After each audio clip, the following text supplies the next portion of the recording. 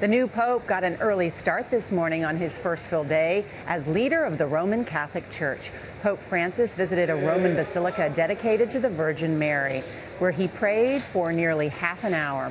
Later today, he'll celebrate Mass in the Sistine Chapel with the cardinals who elected him yesterday. Pope Francis is 76 years old, and there are questions about what his selection will mean for the Catholic Church and its policies. Last night, Charlie talked with New York's Archbishop, Cardinal Timothy Dolan.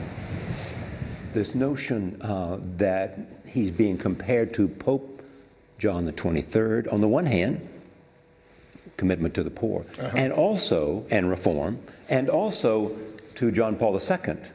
Because he has the respect of conservatives. Is he part John the 23rd and part John Paul II? Yeah, it could be. See, we always, people who observe the church are always amazed that popes usually are doctrinally very traditional, are to use the word conservative. I don't like labels, but that's the word they would use, which shouldn't surprise us. That's their job.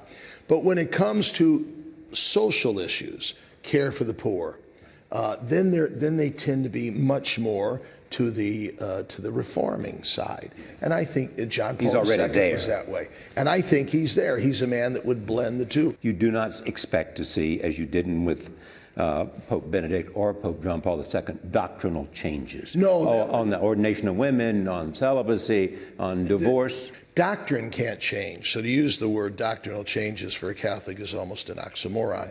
There are things that a pope can change that would not be doctrine, but more matters of church discipline. Priestly celibacy is not a doctrine of the church, it's a discipline of the church. Do I expect him to change it? No. Could he change it? Yes. Possible? Yes. Probable? No. But there's that distinction. Ordination of women, that's a doctrinal thing.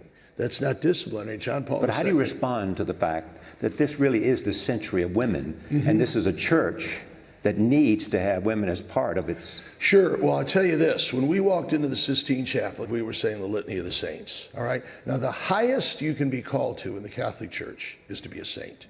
And of the saints that we prayed, more than half were women. So the woman who is the greatest human being model for, the person who's the greatest human being model for us, happens to be a woman. That's where the church is at her best.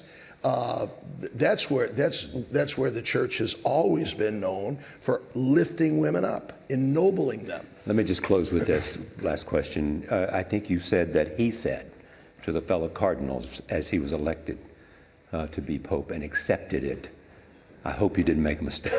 He said that actually, Charlie, tonight at supper. We had a very friendly fraternal meal at the St. Martha's house afterwards, and we gave him a toast, just expressing our love.